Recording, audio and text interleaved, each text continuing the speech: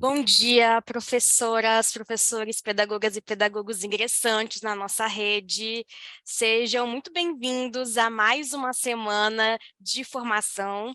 A gente está iniciando a nossa terceira semana de ação formativa.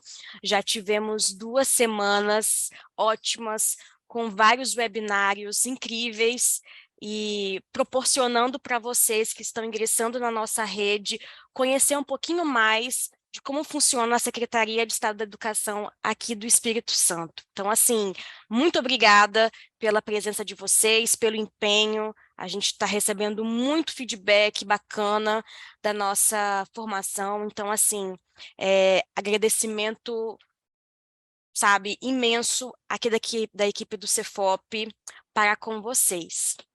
Hoje, antes da gente iniciar o nosso webinário, que a gente vai, né, conversar um pouquinho sobre o apoio, inclusive muito pedido por vocês, a gente vai contar com uma fala de boas-vindas do subsecretário Marcelo Lema, subsecretário da CEPLA. Ele vai conversar um pouquinho com vocês, né, dizer umas palavras. Alguns que não o conhecem vão ter a oportunidade agora de conhecê-lo. Então, gostaria de agradecer a sua presença, Marcelo, seja muito bem-vindo, e eu passo a palavra para você. Ei, pessoal, bom dia. Você me escuta bem? Perfeito, Marcelo. Então, tá bom. Pessoal, primeiramente, bom dia a todas e a todos que estão aqui acompanhando esse processo formativo aqui do nosso Centro de Formações de Profissionais da Educação aqui da CEDU, do Espírito Santo. Vocês já tiveram aqui uma fala inicial no primeiro dia, acho que do secretário Vitor, e ao longo dos dias os subsecretários estão passando junto com as demandas aqui de cada setor, para vocês também conhecerem, né, essa estrutura organizacional da secretaria. A gente aqui compõe a secretaria em 5 subsecretarias diferentes, né? 2 mais numa área meio de apoio, que é financeiro, administrativo, e a parte de suporte, que é em obras, vigilância, alimentação, terceirizados em geral. A gente tem a Subsecretaria de Planejamento e Avaliação, que ela está entre a área meio e a área fim. A gente trabalha muito com os setores que lidam com os dados, que fornecem subsídios para as decisões pedagógicas, e 2 subsecretarias mais próximas do pedagógico, que é a de articulação educacional, que trabalha mais diretamente com as superintendências, e a subsecretaria de educação básica e profissional, que aí sim trata da especificidade pedagógica nas modalidades e etapas que a gente oferta. Eu fiz questão de passar aqui para dar um oi para vocês, primeiro parabenizando por vocês estarem assumindo esse novo papel como servidores efetivos aqui da rede estadual do Espírito Santo. Muitos de vocês, acredito que já tenham sido professores em designação temporária aqui na rede, mas também quem não foi, às vezes já estava na rede privada trabalhando. A gente queria desejar muito boas-vindas para vocês, numa perspectiva de que a gente precisa cada vez mais qualificar e atualizar os quadros de profissionais com pessoas que vêm com uma outra mentalidade do serviço público. A perspectiva passada de que o serviço público é ineficiente, que as pessoas vão para o serviço público para se encostar, para esperar a aposentadoria, essa é uma lógica assim, que ficou para trás, pelo menos na perspectiva de quem nos rodeia a nível de trabalho aqui na Secretaria de Educação, e é o que a gente tem visto também nas escolas, um processo sério e de profissionalização da profissão docente. A gente não trabalha mais na perspectiva de, olha, vai lá dar sua aula individual e vamos torcer para dar tudo certo, que o nosso estudante aprenda, contando com a sorte. A gente tem feito política pública baseada em evidência. As pessoas que estão na Secretaria de Educação, assim como eu, são profissionais da rede que já atuaram nas escolas ou atuavam nas regionais, e que hoje estão ocupando algumas posições na secretaria, formulando as políticas públicas baseadas no que a gente vivenciou na escola. Então, eu sou professor de geografia da rede, eu tenho 2 cadeiras, já fui diretor de escola, trabalhei na superintendência, trabalhei no tempo integral aqui na secretaria, trabalhei também na assessoria de gestão escolar e atualmente na subsecretaria de planejamento. Então, o que eu queria dizer para vocês é que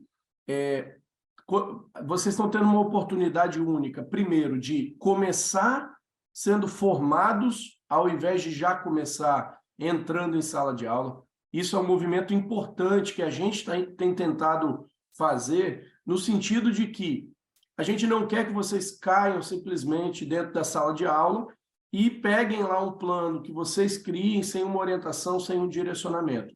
A gente quer nos alinhar para a gente ir todo mundo para o mesmo lugar, que é garantir o direito à aprendizagem dos estudantes.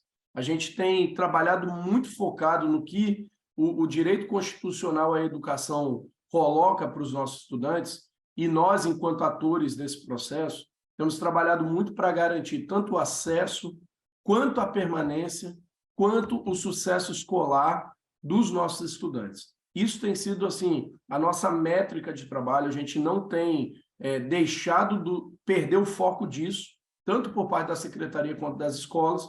Então, que vocês cheguem assim com muita vontade de fazer a diferença na vida dos estudantes. Muitos deles, quem não era da rede vai perceber isso, dependem da escola como a única oportunidade que ele vai ter de transformação social. Talvez a escola seja o único lugar que vai acreditar na trajetória dele, é o único lugar que vai acreditar que é possível sonhar.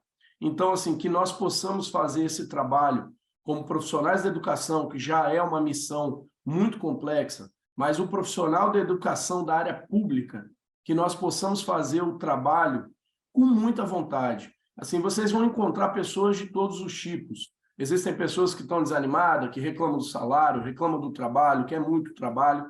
Porém, é muito trabalho porque é algo profissional que a gente está fazendo. E, se é muito trabalho, que nós façamos ele da melhor forma possível e que ele possa ter as melhores entregas. A gente também costuma falar que educação não é gasto, educação é investimento.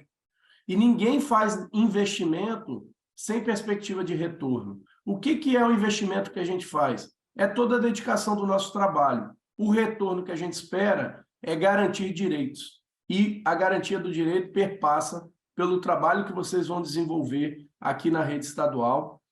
Eu acho que a gente está quase no meio do curso, né, aproximadamente, depois Paola me corrige se não foi isso, mas são cerca de 20 dias úteis efetivos para vocês passarem por tudo que a secretaria trabalha. Hoje vocês vão ter uma apresentação junto com a nossa gerência do Apoia aqui do Espírito Santo, que é uma política assim, que vai muito atualizando esse papel profissional da educação, que é o suporte socioemocional e socioeconômico nas escolas, é um olhar social e um olhar para as questões socioemocionais estão tão latentes hoje na sociedade como um todo, mas especificamente dentro da escola. A escola nada mais é do que a reprodução social do que a gente vive enquanto pessoas na nossa sociedade, e é lá que as coisas acontecem. Como os meninos usam esse espaço também como espaço de segurança, por vezes é lá que vai aparecer os problemas que eles carregam dessa estrutura social. Então, gente, queria pedir a cada um de vocês, assim, se esforcem muito para fazer a diferença na vida das pessoas. A gente tem no serviço público essa oportunidade de transformar vidas. E aí eu não estou falando aqui nesse sentido ideológico somente da educação, eu estou falando do serviço público. Servir ao público também é uma missão, e vocês, a partir do momento que passaram no concurso, vão ter essa oportunidade. Eu espero que a experiência de vocês seja tão boa quanto a minha nesses 15 anos que eu tenho aqui na rede estadual. Passaram na minha trajetória, pessoas incríveis, colegas incríveis, que me fizeram enxergar a educação da forma que eu enxergo hoje, e eu queria que vocês também tivessem essa oportunidade, e já me colocando à disposição aqui na Secretaria de Educação, para o que precisarem. Eu estou totalmente à disposição, assim como toda a nossa estrutura da Secretaria está, E aí, se precisarem, quiserem bater um papo, quiserem fazer contato, depois a equipe do Cefop pode disponibilizar aí meu e-mail para vocês, tá bom? Então, eu queria desejar para vocês um ótimo dia de formação. Nossa gerente Priscila também já está por aqui, daqui a pouquinho vai falar com vocês. E que essa oportunidade que vocês estão tendo de estar à frente do serviço público, que seja uma oportunidade, primeiro, muito gratificante para vocês, que vocês aproveitem bastante, mas que seja também de grande impacto social, que é o que a gente espera que a educação faça na vida dos nossos estudantes. Tá bom, gente? Obrigado mais uma vez pela oportunidade e muito sucesso nessa nova trajetória de vocês. Um abraço a todas e a todos.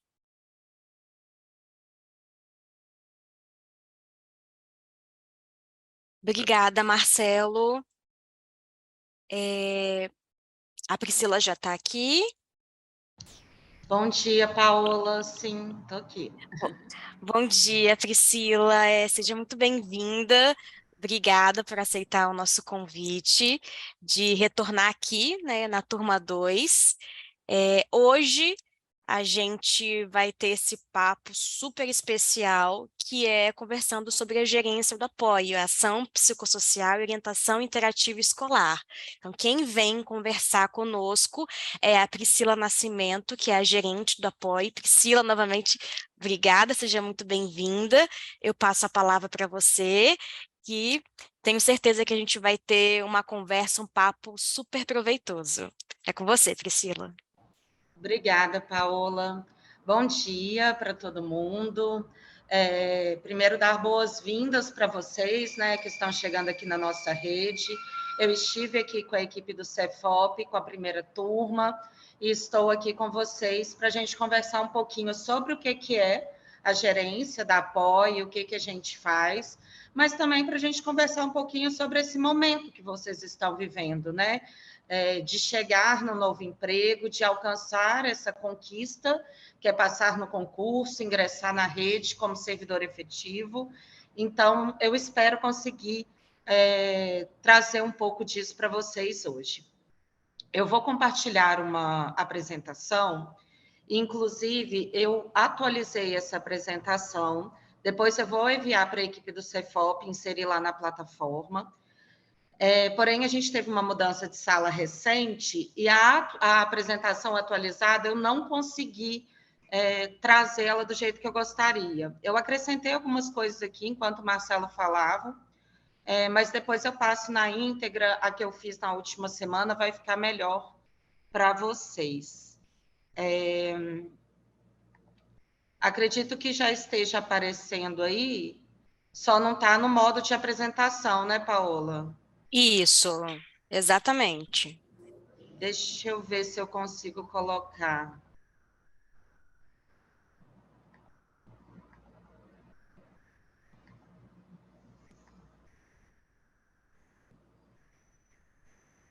Para eu conseguir, eu tenho que fazer tela inteira. Agora deve estar, certo? Isso, agora tá. Perfeito, Priscila. Eu vou começar a minha fala, então. Caso alguém tenha alguma pergunta, a Paola vai gerenciando isso aí, ou algum comentário a gente lê ao final da minha fala também. Mas, Paola, fica à vontade para me interromper se o som estiver ruim, alguma coisa nesse sentido. O objetivo do nosso encontro hoje, então, é apresentar o trabalho da APOI, a história desse projeto na secretaria, que hoje é uma gerência, os objetivos, os integrantes e os eixos de atuação. Nós vamos refletir também durante essa manhã como o acolhimento, a escuta e a empatia auxiliam no desenvolvimento e bem-estar profissional e dos estudantes também, né? Vamos falar um pouco da escola como parte da rede de garantia e proteção de direitos da criança e do adolescente. Isso é algo que a gente tem discutido muito aqui na CEDU. Nós temos como tarefa, como dever, garantir a aprendizagem, o acesso, a permanência, o sucesso escolar, como o Marcelo colocou. Mas outras violações de direito aparecem no espaço escolar, e a escola é um equipamento, junto com o CRAS, o CAPS, a Unidade Básica de Saúde, a gente faz parte dessa rede que garante e protege os direitos da criança e do adolescente. Então, como que a escola tem realmente se percebido nesse lugar? A gente vai falar um pouquinho disso. E vamos falar também sobre as questões de vulnerabilidade e a disponibilidade para conexões. Eu costumo dizer que a gente está num momento da nossa sociedade onde a gente tem a sensação de estar se distanciando das pessoas. A pandemia, ela nos tirou algo que é essencial para o ser humano, né? Que é a convivência com o outro, mas desde que a gente retornou do isolamento social, me parece que a gente continua distante das pessoas. E a gente tem visto muitas questões de problema de convivência. E na escola é um espaço que isso aparece com muita nitidez. Os alunos parece que não sabem conviver mais, não há respeito, a linguagem de tratamento é sempre uma linguagem violenta. E aí eu sempre faço um movimento para pensar no outro, a gente precisa pensar na gente primeiro. Então, vou conversar um pouquinho com vocês sobre como a gente pode atuar no espaço de trabalho, exercendo algum tipo de vulnerabilidade. Quando eu falo vulnerabilidade, é sobre a gente poder ser quem a gente é. Né? A gente é muito cobrado por saber de tudo, ter resposta para tudo, mas isso é completamente ilusório, né? Ninguém sabe de tudo, ninguém é bom em tudo o tempo todo. Então, para a gente falar um pouquinho sobre trabalhar a partir das nossas vulnerabilidades, pois a partir disso a gente se conecta com o outro de uma maneira talvez mais verdadeira. E isso pode contribuir para a melhoria do clima do nosso trabalho, do clima escolar. Então, a gente vai falar um pouco sobre isso também. O apoio, então, hoje ele é uma gerência na secretaria. Recentemente foi publicado um decreto criando essa gerência. Nós estamos vinculados à CEPLA, a subsecretaria hoje que o Marcelo está à frente, e nós somos compostos por equipes multiprofissionais, onde há profissionais formados em psicologia e em serviço social. Então, nós começamos a construir o apoio aqui em 2019. Em 2021, a gente localizou um psicólogo e uma assistente social em cada uma, aqui das 11 superintendências, tá, gente? Tem um erro meu aqui, mas é porque nós temos 13 duplas. A superintendência de Cariacica e Carapina, que são as que a gente tem o maior número de alunos, tem 2 duplas. As outras superintendências têm uma dupla.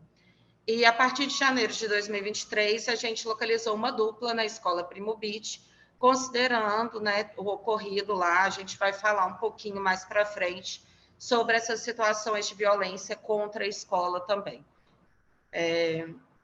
Então, foi publicada uma portaria em 2019, que instituiu o apoio. Agora, dia 3 de maio, foi publicada uma portaria 111, que ela revoga essa 108.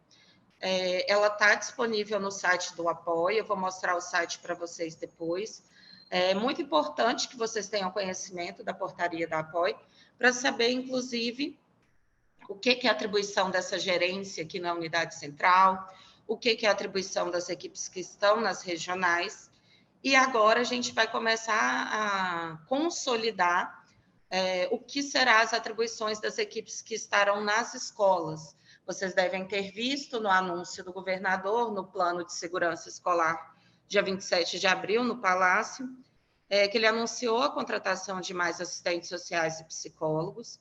Isso já era um planejamento da SEDU desde o ano passado, tomou mais urgência, sim, com o fenômeno, né, dos eventos de ataque, de ameaça, mas já havia uma previsão da gente expandir apoio. A gente começou primeiro nas superintendências, mas já havia a intenção de ter essas equipes nas escolas. A gente vai ter mais ou menos uma equipe, uma dupla a cada 2, 3 escolas.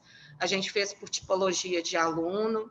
Essa expansão ela vai ser feita de maneira bem gradativa, e tentando estar muito junto com a escola, pois é um trabalho novo, tanto para quem já é da educação, quanto para nós que estamos adentrando a educação, né? Então, hoje, aqui na unidade central, na nossa gerência, temos eu, que tenho formação em psicologia, eu sou servidora efetiva do Estado, estou aqui na CEDU desde 2011, e aí, a partir de 2019, construindo, né, junto de outros parceiros, o trabalho do apoio e desenvolvendo essa implantação na rede. A Mislene é assistente social, ela está aqui comigo também desde 2020, aqui na unidade central. A Amanda, psicóloga, também está aqui comigo na unidade central. A partir das próximas semanas, a gente vai estar ampliando também essa equipe da unidade central, muito em prol da expansão e da dimensão que esse trabalho tem tomado na rede. Acho que parou de... Aí, pronto. Então, essa é a nossa equipe toda, né? Que as pessoas, né, da Superintendência de Barra de São Francisco, Guaçuí, algumas carinhas mudaram, mas 80% são as mesmas. Essa foto é de um encontro presencial que nós fizemos em julho do ano passado. E aqui é o site do apoio, apoio.cedu.es.gov.br. Como eu mencionei a vocês, a gente está aqui na equipe da CEPLA. Hoje também quem atua, né, de assessor, na verdade, do Marcelo é o André. Vocês vão ter contato com essas pessoas. Algumas carinhas já devem ter passado por aqui. Por exemplo, a Indy, que agora está à frente da gerência de ensino médio, então ela está na Subsecretaria de Educação Básica. A própria Carol, né, que é gerente aqui do Cefop. Então, o apoio está ligado aqui à Subsecretaria da coordenada, liderada pelo Marcelo. Vale dizer para vocês também que as equipes regionais, elas fazem parte da equipe pedagógica da superintendência.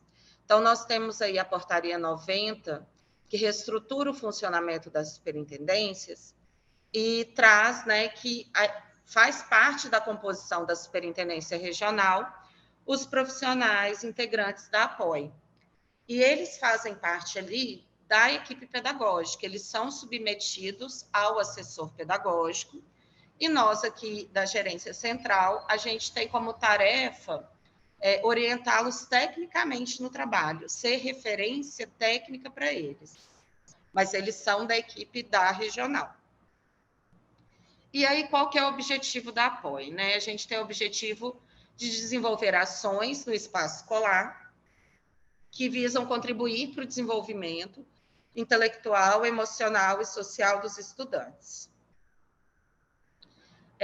A gente fomenta, junto com as escolas, a construção de estratégias para pensar o ambiente, né, escolar, o bem-estar, e muitas vezes chegam casos individuais para a gente. E aí eu vou falar dos eixos de atuação um pouquinho mais para frente. E aí a gente orienta a escola. Então, identificamos que tem um estudante que ele escreveu aqui na minha aula, né, sobre um desejo de não viver mais. Então, é uma preocupação relacionada à saúde mental desse aluno. E aí a equipe apoio é acionada via formulário, e aí a gente tem um momento na escola, junto com o pedagogo, o diretor, e se for o caso, com o professor que identificou a demanda, né? Vocês que vão estar na sala de aula, vocês veem muitas coisas que às vezes não chega para a gestão da escola.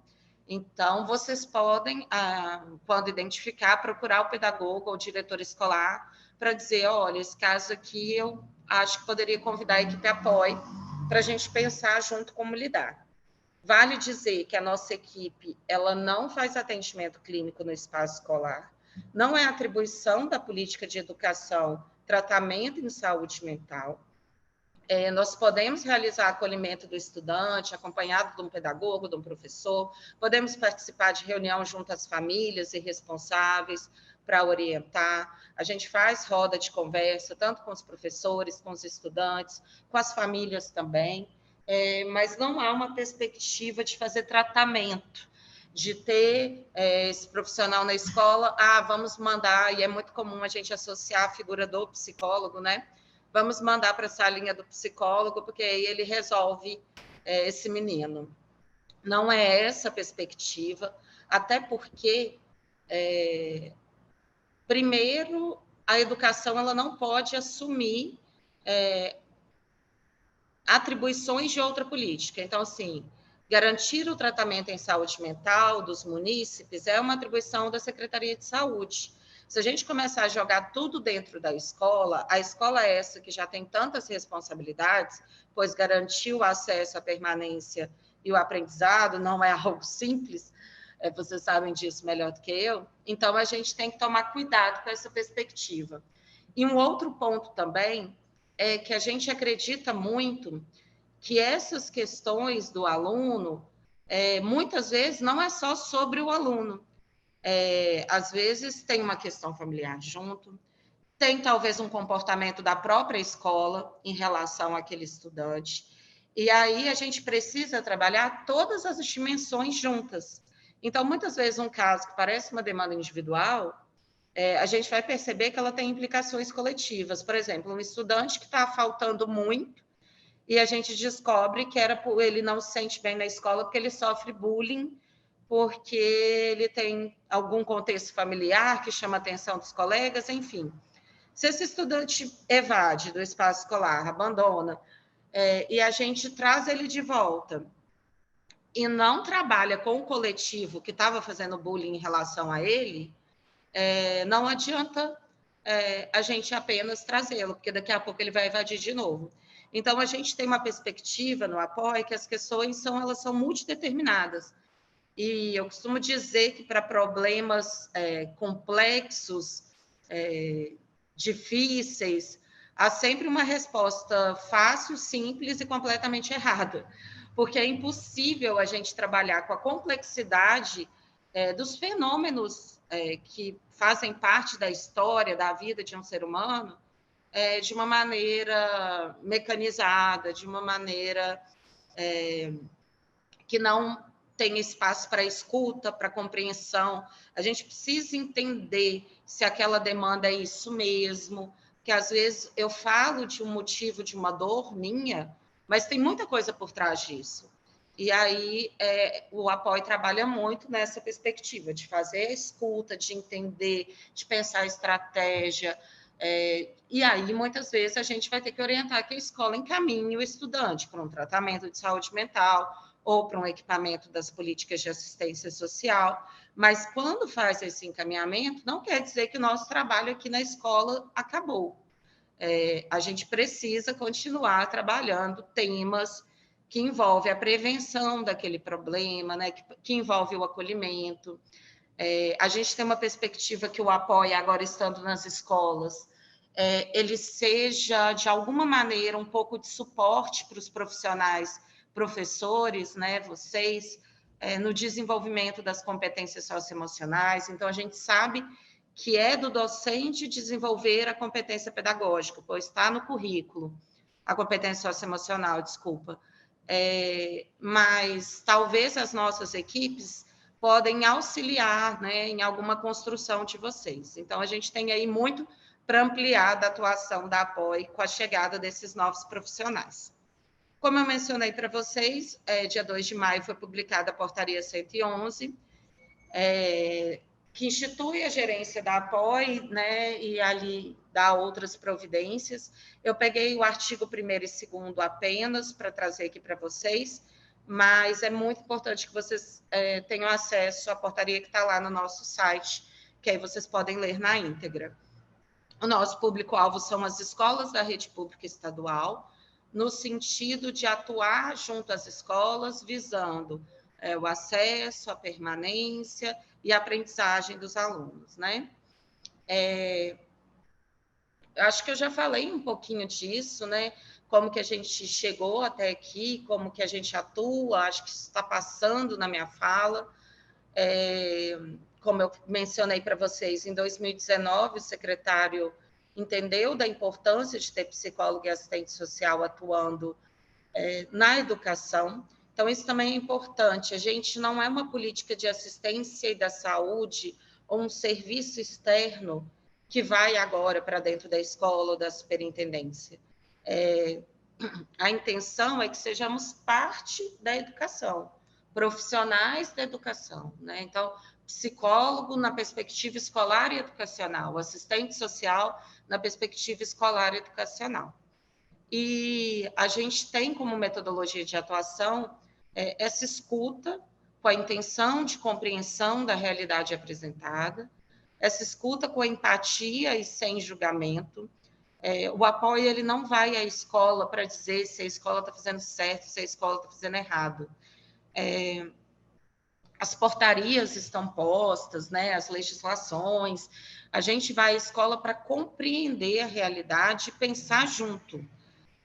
Não temos necessariamente nenhum saber que é superior ao saber dos profissionais, professores, do pedagógico, da gestão, e, na verdade, a gente precisa muito aprender com quem já está na escola há muito tempo sobre essa realidade, e a gente vai muito para a escuta nessa intenção. Entender de onde se diz, acho que isso é algo muito importante, não só para a nossa vida profissional, mas para a nossa vida pessoal, né? No sentido que, às vezes, a gente é afetado por algo que é dito pelo outro, mas a gente não reflete de onde essa pessoa está falando. Então, pode ser uma pessoa que está muito ferida, pode ser que vocês chegaram aí na escola de vocês, e como o Marcelo colocou, talvez foram recebidos por algum profissional no sentido, você está achando que é bom você vir trabalhar, né, na rede do Estado, mas é horrível, enfim, com críticas negativas. E aí, às vezes, a gente pega isso como verdade, mas eu tenho feito muito esse exercício de pensar, mas essa pessoa, ela diz isso desse jeito porque ela está dizendo isso a partir de onde? E isso é muito importante em qualquer escuta. Nas escutas com o estudante também, às vezes o estudante fala uma coisa que talvez chegue até atravessado para a gente, mas às vezes é possível fazer um movimento de dar 2 passos para trás e pensar, mas de onde que está vindo essa fala dele, né? Qual é o contexto? O que provoca que ele fale dessa forma? Antes da gente pegar a superfície do que está sendo mostrado. O apoio tenta trabalhar muito com entender com o que está na essência das questões que nos são trazidas, e não necessariamente o que mostra só na superfície no primeiro momento, né? E aí, inclusive, já que eu estou falando sobre o contexto de trabalho de vocês aí, recém-chegados, muitos de vocês recém-chegados na rede estadual. Priscila, Oi. desculpa te interromper, a gente tem o subsecretário de Suporte à Educação, André Melotti, ele está aqui, ele gostaria de falar um pouquinho com os nossos ingressantes. Eu devia até ter chamado ele antes, mas passou despercebido. Quero até pedir desculpa ao subsecretário. Eu posso te interromper só um pouquinho para ele Claro, dar uma claro. palavrinha aqui com os nossos profissionais ingressantes, e aí, posteriormente, a gente segue com a apresentação. Okay. Subsecretário André Melotti, você está aqui, você nos ouve? Bom dia, você me ouve bem, Paula? Perfeito, te ouço sim. Não, eu vou até pedir desculpa para a Priscila também, porque eu sei que você interromper alguém no meio do raciocínio não é fácil, né? Para depois voltar, mas é só para dar boas-vindas aos novos ingressantes na carreira, né? E dizer que nós aqui, como subsecretaria meio, né, que somos responsáveis na área de obras, alimentação escolar, os serviços terceirizados como um todo, né, os mobiliários.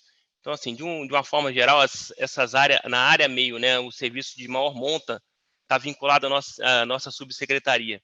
E deixar todos, né, à disposição, né, nos nossos canais de comunicação, e dizer que vocês fizeram uma escolha correta, né? Nós aqui, eu também sou funcionário, sou servidor do Estado, né, há mais de 13 anos, sei, né, da política do Estado nesse momento que vem adotando de valorização da carreira, e desejo sucesso a todos. Se passo aí a Priscila, vou continuar ouvindo a Priscila aí, que a apresentação dela está muito boa, e até eu estou curioso aqui para saber o desenrolar aqui da apresentação da Priscila, tá? Obrigado, Paola. Imagina, obrigada a você, André. Priscila, pode prosseguir. Aparecendo direitinho? Perfeito, está aparecendo sim. Tá, obrigada. Então, gente, eu estava dizendo para vocês, né, sobre esse contexto de vocês chegarem agora na rede estadual. Alguns estão, né, contemplando, entrando na segunda cadeira, alguns talvez já eram professores em designação temporária. Mas eu queria fazer uma provocação, né, para perguntar para vocês se vocês já pararam aí, desde que chegaram, desde que ingressaram, para ouvir a história dos seus colegas ingressantes, dos profissionais que estão recebendo vocês. Acho que quando a gente passa no concurso, a gente fica muito esperando por esse momento, porém a gente vem atropelado com uma enxurrada de organizar documento, fazer exames para tomar posse, prazos e escolha de vaga. E aí, às vezes, a gente não tem esse momento de revisitar a nossa história, de como a gente chegou até aqui, para a gente reconhecer mesmo, né, o quanto é uma conquista muito importante passar no concurso público, né? E a gente valorizar essa conquista, a gente comemorar. Não sei se vocês já tiveram tempo para comemorar essa conquista de vocês. Aí aqui até coloco, né, sobre um pouquinho da minha história, mas acho que eu já falei, né, que eu cheguei aqui na CEDU em 2011. Eu vim do estado de Minas, me formei lá em Minas Gerais. O concurso aqui do estado foi o primeiro concurso que eu fiz, recém-formada, final de 2010, e vim morar aqui. Estranhei um pouquinho no início a diferença dos capixabas e dos mineiros. Acredito que deve ter mineiro ingressante também, porque a gente adora aqui esse estado, né? E tem sido muito importante para mim, interessante, construir minha caminhada aqui na educação, conhecer pessoas que vêm agregando muito a minha trajetória profissional. Então, trabalhar com o secretário Vitor é algo assim muito grandioso, de muita aprendizagem, com o Marcelo, que é uma liderança que super apoia e estimula o nosso trabalho, o André também, todos nós subsecretários aqui da rede. A gente está com uma equipe na Secretaria de Educação muito envolvida com a oferta da educação de maneira realmente a melhor maneira que a gente puder entregar. Acho que o Marcelo falou disso um pouquinho. Então, para a gente é muito importante vocês estarem chegando e terem esse momento de também conhecer seus colegas, conhecer as escolas, conhecer a história daquela escola. Acho que é importante a história das pessoas que já trabalham ali, para além de frases prontas, mas o que essas pessoas que já estão aí na escola têm para contar de bom sobre esses alunos, né?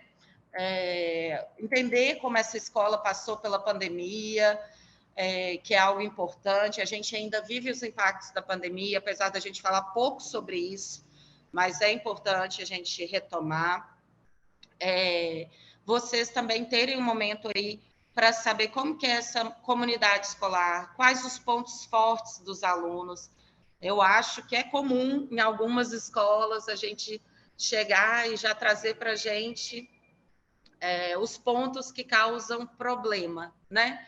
Porque aquele aluno, aquela turma, mas aquela turma que causa esse tipo de incômodo, de trabalho mais específico, o que ela teria de ponto forte? Porque eu acho que o olhar de vocês que estão chegando agora é fundamental para isso. Às vezes, a gente que está no cotidiano, a gente para de enxergar algumas coisas. E quem chega de fora tem um processo de estranhamento que é muito potente para quem já está ali há um tempo. Então, realmente estranhem as coisas como elas são trazidas para vocês. Perguntem mais, mas assim, eu vi aqui que tinha um projeto aqui na escola, mas vocês não executam ele mais. Acho que vocês vão encontrar muito disso nas paredes da escola, muita apresentação. Então, entender quem são os professores que talvez desenvolvem alguma prática que você se identifica, para você conseguir realmente emergir nesse lugar e dar a sua contribuição. Ver onde mais estão precisando da contribuição de vocês.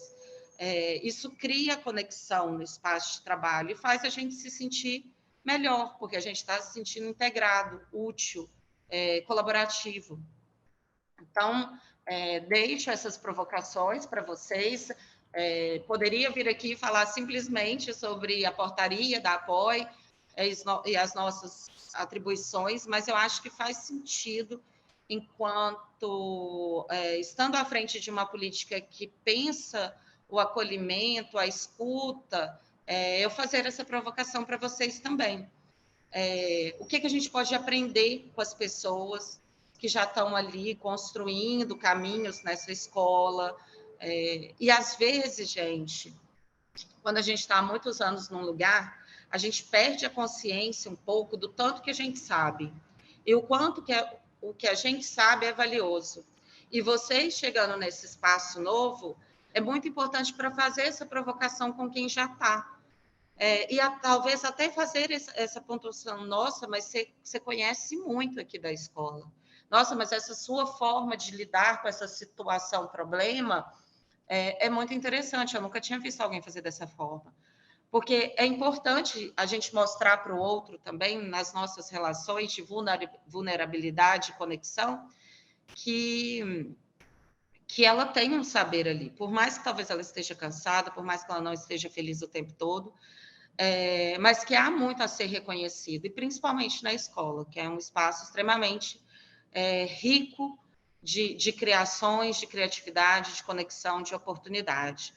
Vocês vão passar a maior parte do tempo de vocês neste lugar, com essas pessoas. Então, quais são os movimentos importantes para vocês fazerem e se sentirem bem nesse novo lugar de trabalho que vocês conquistaram? Porque é uma conquista, né? Quais são os objetivos? O que vocês pretendem, né, deixar como legado enquanto servidor, professor da educação ou pedagogo? Por que vocês estão nessa rede? Então, queria deixar essa provocação, antes de eu voltar para falar do apoio mais um pouquinho. Acho que é importante a gente refletir, enquanto sujeitos mesmo das nossas vidas, por que a gente faz determinadas escolhas e o que a gente vai fazer para que essas escolhas façam diferença realmente na nossa vida e na vida de quem está do nosso lado, né? E aí, como eu pergunto para vocês por que vocês estão aí, né, e deixo para vocês refletirem ao longo aí da semana, trago algumas indicações de por que a APOI, por que a gente resolveu criar esse projeto aqui na CEDU. E aí eu retomei algumas matérias, algumas até mais antigas, acerca, por exemplo, do bullying na escola e o preconceito. A gente sabe que acontece muito bullying, a gente sabe que acontece muito preconceito, e esse tipo de comportamento ele está embutido nos processos de convivência mesmo. E aí é importante a gente ter essa equipe de psicóloga e assistente social para contribuir na escola em relação a como que a gente desenvolve uma convivência mais respeitosa, mais democrática, no sentido de escutar e respeitar as diferenças, para assim a gente conseguir combater o bullying e o preconceito. Um outro motivo, acho que parou de ir, tinha essa matéria aqui, que é até de 2022, que ela traz quais são os papéis e os limites da escola na promoção da saúde mental dos estudantes. Então, é aquilo que eu falava no início para vocês. O ambiente escolar pode ser um espaço estratégico para desenvolver ações em parceria com a família, com profissionais da saúde, além de acolher e encaminhar os casos. Então, a gente tem limites de atuação. Fica a sinalização dessa matéria, depois, se vocês quiserem procurar, no slide tem o link direitinho. Mas isso é uma coisa que já vem ventilando, né? Sobre o que a gente pode atuar na escola e o que também nos limita aí. Vale ressaltar, inclusive, que na nossa portaria tem um artigo que diz que o trabalho da APOI não está atrelado a uma perspectiva de atendimento clínico, a uma perspectiva de gestão de pessoas, então, resolução de conflitos no sentido de conflito de equipe, motivação, algo mais nesse sentido, ainda é atribuído ao próprio gestor escolar, ao próprio diretor. Mas eu costumo dizer técnicos da APOI que nunca para a gente dizer não para uma solicitação necessariamente, mas sim tentar compreendê-la e identificar como a gente pode ajudar, porque não é porque necessariamente a gente tem formação em psicologia ou serviço social que dentro da política pública da APOI a gente esteja instrumentalizado para todo e qualquer tipo de demanda. Há um limite, há um norte, né? A metodologia de trabalho da APOI foi construída em cima dos documentos de referência técnica dos Conselhos Federais de Psicologia e Serviço Social do nosso trabalho aplicado à educação. Então, eu não posso, enquanto psicólogo, fazer entrevista de processo seletivo de coordenador pedagógico para a escola tal, porque eu não estou atuando ali na perspectiva de gestão de pessoas. Um outro limite de atuação é que as equipes APOI não fazem oitiva para fins de instauração de processo judicial ou administrativo. Então, a gente faz, por exemplo, uma situação de violência contra um estudante por parte de um professor. Infelizmente, a gente tem alguns casos de violência, assédio sexual, e aí a corregedoria da secretaria, junto da superintendência, faz a oitiva e faz os processos para instaurar aí um processo administrativo, se for o caso. As equipes da APOI vai acolher a estudante para entender como ela está se sentindo, como que está impactando o bem-estar dela na escola, mas a gente não atua numa perspectiva de investigação, de verificar, de produzir provas, porque esse não é o objetivo do nosso trabalho e a gente não instrumentaliza as equipes para esse tipo de escuta, que a gente chama, inclusive, de escuta especializada. Mas retomando aqui, por que o apoio, como eu coloquei para vocês, muitas situações de violação de direito aparecem no espaço escolar. Então, às vezes, é na escola que a estudante vai falar que ela está sendo violentada fisicamente pelo padrasto ou sexualmente. É na escola que eles vão contar que talvez a família está sendo negligente em relação à sua alimentação, à sua higiene. Então, a gente precisa estar atento, enquanto equipamento da rede, sobre situações, e isso provoca evasão. Situações que, às vezes, a gente não dá atenção, por exemplo, um estudante que em casa não lhe é oferecido condições de higiene e ele chega na escola sem conseguir ter feito a sua higiene pessoal da maneira adequada, ele vai começar, provavelmente, a sofrer bullying e repulsa dos seus colegas, o que vai causar nesse aluno um sentimento de ser inadequado para estar naquele espaço, e ele vai ser desmotivado a compreender seus processos de aprendizagem. Então, percebe como que a coisa ela não é isolada? O problema e aí, tipo, tudo bem, a gente pode chegar a essa família para entender porque há essa negligência em relação à higiene, mas ali também a gente vai descobrir várias facetas daquela situação. Então, as questões que aparecem no espaço escolar, elas são muito amplas, porque nós somos pessoas, nós somos complexos.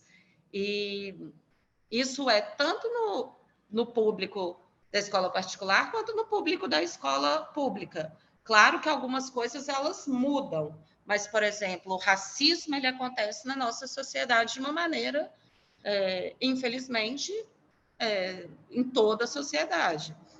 Em alguns lugares ele aparece mais de alguma forma, né? Em outros de outra forma. Mas, assim, é importante dizer que o psicólogo assistente social no contexto da educação, ele não está ali para necessariamente resolver problema.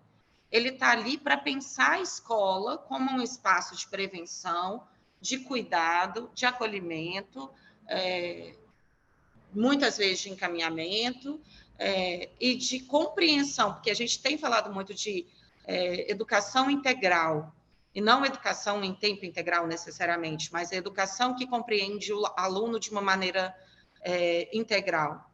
E aí, é claro que a gente vai considerar a história desse aluno, a cultura, as suas questões subjetivas e de afeto, e como ele se relaciona. Então, é nessa perspectiva da gente agora conseguir olhar mais para a escola como um espaço de gente, e gente é complexo.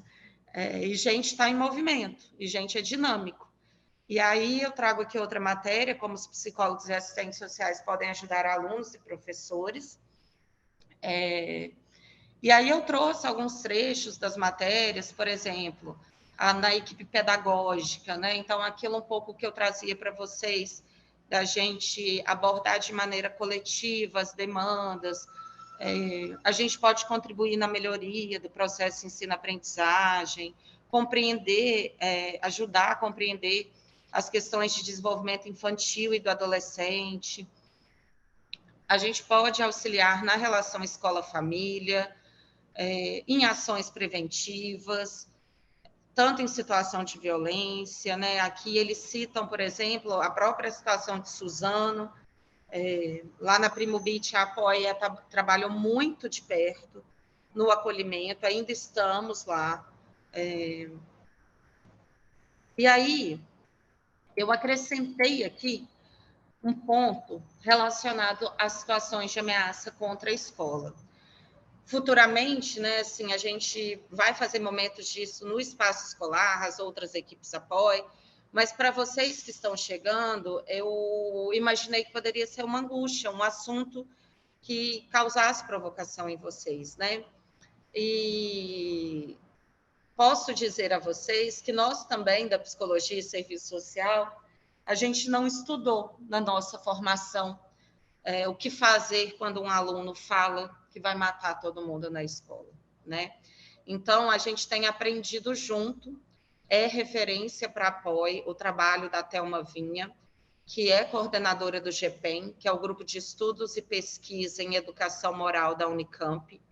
Esse grupo de pesquisa esteve muito perto da Apoio, lá na Primo Beach, e esteve agora, recentemente, na Assembleia, falando um pouco sobre essas situações de ameaça contra a escola. Tem muito material da Thelma Vinha no YouTube, muito interessante, para a gente compreender a origem desses fenômenos. E eu construí um documento de orientação às equipes apoio para quando há situação de ameaça contra a escola, e os nossos diretores têm acesso também a uma CI do gabinete aqui, que é a CI 04, orientando o que fazer quando identifica uma situação, porque elas são muito diferentes. Pode ser que vai aparecer escrito no banheiro da escola, então a gente não sabe quem fez a ameaça. Pode ser que o aluno vai escrever num textinho de projeto de vida. Pode ser que vai chegar para o diretor que um colega publicou no grupo. E aí também a gente tem pensado muito sobre o olhar no sentido assim, quem é esse aluno que está falando isso? Quando a gente sabe quem é, né?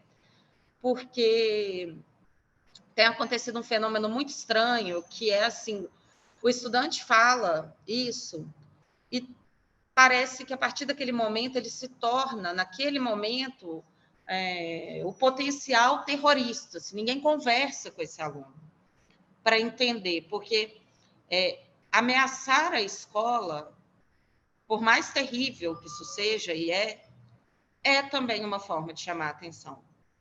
E a gente tem visto, muito pelos estudos que o GPEM traz, que os alunos que geralmente fazem essas ameaças ou chegam a cometer esse crime, são alunos que geralmente eles são invisíveis no espaço escolar. São alunos que até usa um termo até de alunos bege. Não é aquele aluno CDF, mas também não é aquele mais bagunceiro. Ele é um aluno que ele talvez pode sim estar sendo excluído. E aí, isso também é responsabilidade nossa. Quais são os processos que realmente a gente tem feito de inclusão, de escuta? É claro que recentemente, né, nos últimos anos, aumentaram em 300% os grupos de extermínio de extrema-direita na internet. Esses grupos potencializam a revolta desses alunos por se sentirem excluídos. Então, a gente tem visto que esses alunos, né, vão jogar videogame, e aí tem o chat, e aí esses alunos podem dizer nesse chat, por exemplo, porque lá na minha escola tem uma menina muito gata, eu queria ficar com ela, mas ela gosta de um cara lá que é horrível, E aí esses grupos de extrema-direita começam a pegar essa fragilidade desse aluno e potencializar no sentido assim, não, cara, mas você é maneiro, ridículo é aquele cara, ridículo é essa mulher, porque mulher realmente não vale nada. Eu acho que você devia acabar com todo mundo para eles verem quem é você. Então, assim, eu estou falando de uma maneira muito superficial aqui, por causa do tempo, mas a gente passa, sim, por uma situação de serem alunos que geralmente não se sentem amados, não se sentem queridos, não se sentem pertencentes àquele espaço escolar. A Thelma traz muito isso, assim, geralmente eu não vou querer violentar um lugar ao qual eu me sinta pertencente. Então, esse é um processo também. O que a gente tem feito enquanto escola para que todos os estudantes se sintam pertencentes ali? E aí é muito comum também desses alunos se polgarem com um assunto e, ao invés da gente escutar o que ele pensa sobre aquele assunto, a gente já corta. Então, a Thelma traz um exemplo que ela fala que um dia ela estava almoçando com a filha dela e com o marido, e a filha dela falou assim, eu descobri, mãe, que o Elvis Presley não morreu. Ele está vivo e tal. E aí ela imediatamente virou e falou assim, menina, deixa de ser boba, onde você está lendo essas coisas? É lógico que ele morreu. E ela ficou muito sem graça, a adolescente. E aí a Thelma traz esse exemplo numa perspectiva assim, muitas vezes o adolescente vem nos contar coisas muito empolgados e a gente corta. Isso causa constrangimento. E aí, enquanto a gente está cortando, pode ter alguém ali que está valorizando aquela descoberta. Então, quando um aluno fala, porque eu gosto do nazismo, porque eu sou fã do Hitler, a nossa tendência é falar assim, não, você está indo pelo caminho errado e tal. Mas será que a gente não deveria escutar o que atrai nesse estudante essa figura? E será que a gente não deveria pensar uma ação para mostrar para ele sobre outras pessoas da história da humanidade que têm características de liderança, estratégia, inteligência, mas que usaram isso para fazer algo bom?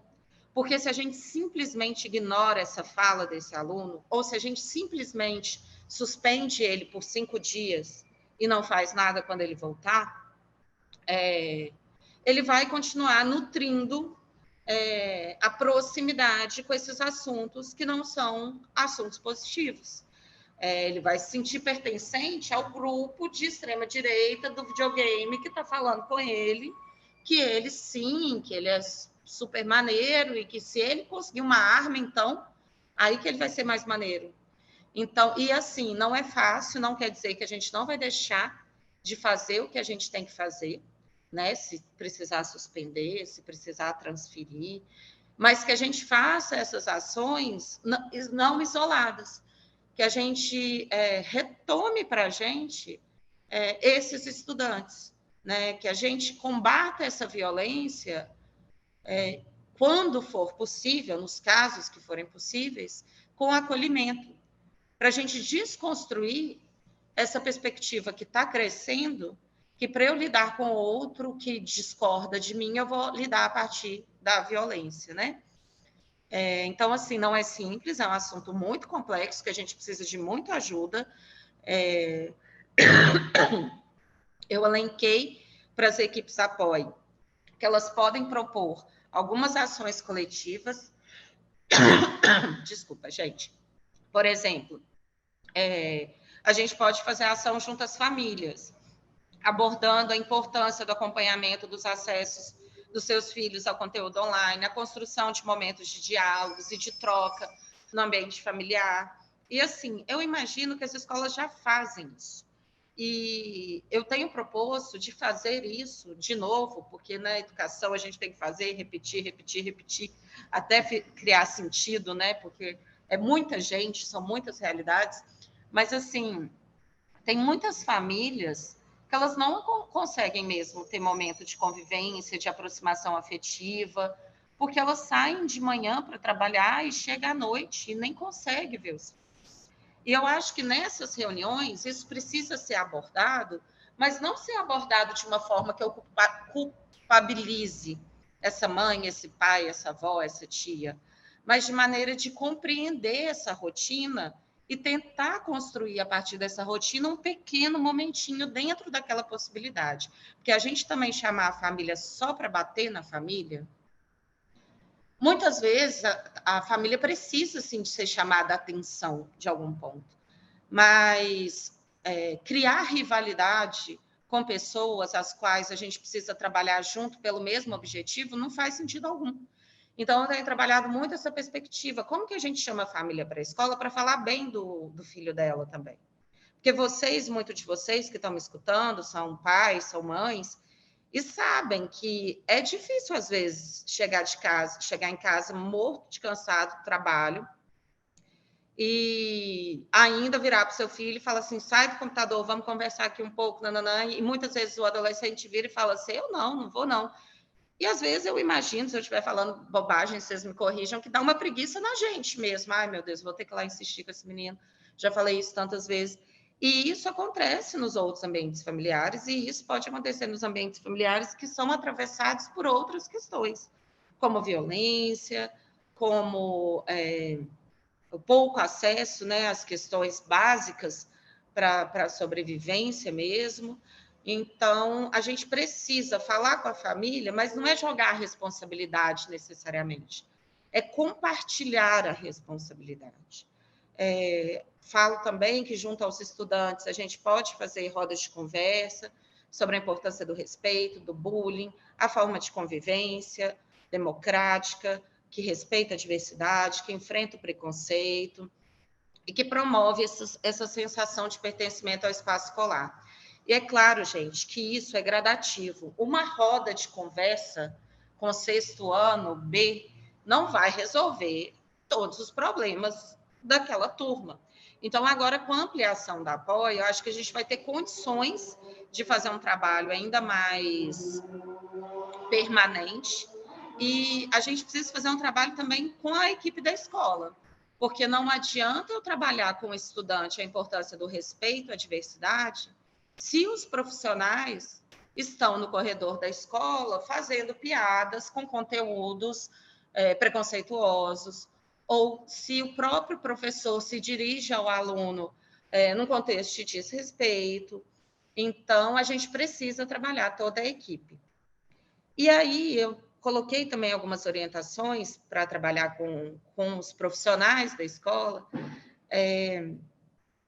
e aí eu trouxe para os técnicos da APOI que, para trabalhar com qualquer profissional, professor, pedagogo, diretor escolar, o pessoal da secretaria, o pessoal da limpeza, antes de falar qualquer coisa, a gente precisa ter uma estratégia de acolhimento, porque eu tenho dito que as escolas têm sido muito violentadas nessa situação da ameaça, esse medo. Será que amanhã eu posso vir? Quem me garante que esse menino está brincando? E é muito complicado porque não existe quem possa garantir se uma pessoa vai mesmo cometer um crime ou não. E isso, por si só, já é suficiente para a gente se sentir muito angustiado, né? E, para além, eu tenho pensado muito na questão de que, assim, a educação está sendo atacada. E aí, por exemplo, eu formei em psicologia, hoje eu trabalho na educação, eu sou uma profissional da educação, mas a partir da minha formação em psicologia, eu poderia trabalhar na saúde, na assistência, numa empresa privada, na clínica, enfim. E especificamente, quem faz o curso da licenciatura pode abrir outras portas, mas está muito atrelado à educação, ao dar aula. E aí eu fico pensando quanto machuca vocês saberem que a escolha da profissão da vida de vocês está sendo atacada. E aí não é atacada necessariamente por aquele menino que atirou. É atacada por um contexto de sociedade que vê a escola como um lugar de desenvolvimento de autonomia, liberdade, pensamento crítico, e vê essa escola como uma ameaça, e não como uma potência de vida, né? E aí não dá para falar com os profissionais que já estão aí na educação há muitos anos, ou que escolheram a educação como área de trabalho permanente, sem a gente fazer um acolhimento. sem a gente escutar os impactos dessas ameaças na rotina profissional, para depois a gente conseguir pensar junto com vocês, né, como que a gente aborda em sala de aula o acolhimento, o bem-estar, a prevenção de bullying. Então, gente, de uma maneira bem rápida, quis tocar neste assunto com vocês, que a gente, Apoie, tem trabalhado muito para tentar auxiliar as escolas na perspectiva da prevenção, do acolhimento e da compreensão das situações de ameaça, porque também é muito comum chegar uma coisa no nosso WhatsApp e a gente não apurar de onde vem aquilo. Então, às vezes, tem uma ameaça no Twitter que nem diz que vai ser em qual escola, não diz o município, muitas vezes não diz o estado, mas aquilo vai passando na rede social que chega para a gente assim, vai ser aqui na minha escola. E aí a gente precisa compreender de onde vêm essas questões, até para gerenciar esse pânico que pode ocorrer em função das fake news. Como eu coloquei para vocês, a Apoie atua. Eu coloquei os eixos de atuação lá no final, mas eu vou antecipar aqui, porque acho que vai fazer mais sentido na nossa lógica. O Apoie atua sendo acionado pelas escolas, então tem um formulário que geralmente o pedagogo preenche, manda por e-mail para a equipe Apoie da superintendência, e a gente faz essas rodas de conversa, a gente faz momento que a gente chama de fóruns, e agora a gente vai ampliar a nossa metodologia com as equipes nas escolas. Vale dizer que tudo que já é responsabilidade do pedagogo, do professor, do diretor, do coordenador, vai continuar sendo. Essas equipes vão contribuir para as atividades da escola, através, inclusive, até dos próprios projetos, da Buscativa Escolar, do Programa Sucesso Escolar, enfim. E aí eu quis trazer para vocês um pouquinho que, desde que a gente implantou as equipes na superintendência, que foi em abril de 2021, até fevereiro de 2023, a nossa equipe, que de uma maneira geral, no total, é composta por 30 pessoas no estado hoje, a gente realizou 2.040 ações que consistiam em apoio técnico, acolhimento e orientações em demandas psicossociais de estudantes. Então, essa demanda mais individual, né? Chegou muito para a gente comportamento autolesivo, ideação suicida, violência sexual, conflito familiar. E essas demandas, elas precisam ser abordadas, né, no espaço escolar e também através do trabalho de rede, envolvendo políticas públicas para além dos muros das escolas. Nós fizemos 624 rodas de conversa com estudantes, professores e ou familiares e responsáveis, trabalhando convivência e respeito, identidade e autoestima, combate ao racismo, prevenção contra abuso e exploração sexual, cultura da paz, protagonismo juvenil, valorização da vida, impactos da pandemia, situações de luto, né, como fazer o acolhimento. Então, a gente fez aí muitas rodas nesses quase 2 anos de atuação. E a gente fez 60 fóruns, que são espaços que a gente convida pessoas de outras políticas, de outras instituições, para falar sobre um tema. E aí, esses fóruns vão chegar às escolas também agora, em 2023. E aí, gente, só para não ficar tão pesada a minha fala, eu queria compartilhar um vídeo com vocês para refletir um pouquinho sobre esse contexto escolar e o que aparece para a gente, né, nesse contexto escolar. Só um minuto. Lindos movimentos com alto gasto calórico. Este é o método Barclays. Eu vou só desligar o meu som.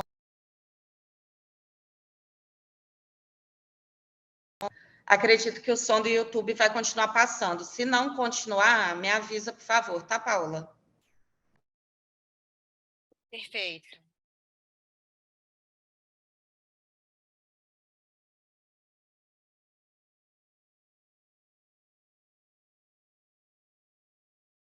Tá sem som, Priscila.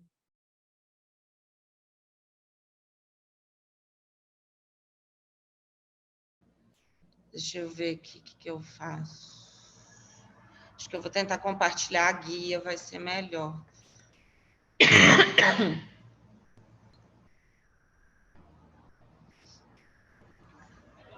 E agora?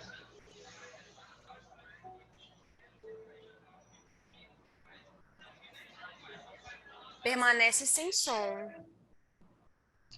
Tem alguma coisa aqui no Zoom que a gente marca para colocar o som de mídia, né? Tem. Deixa eu Deixa eu ver perguntar para o aqui. Felipe para ver se ele consegue te orientar. Espera aí.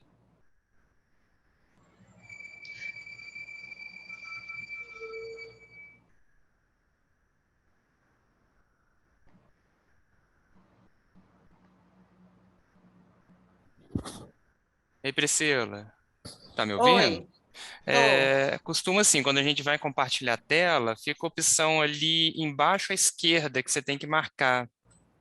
Aí Eu vi. Mas eu vou mandar o link aqui, então, vocês colocam para mim? sim, posso tentar compartilhar daqui, sem problema. Tá, manda aí no chat mesmo. Tá, peguei.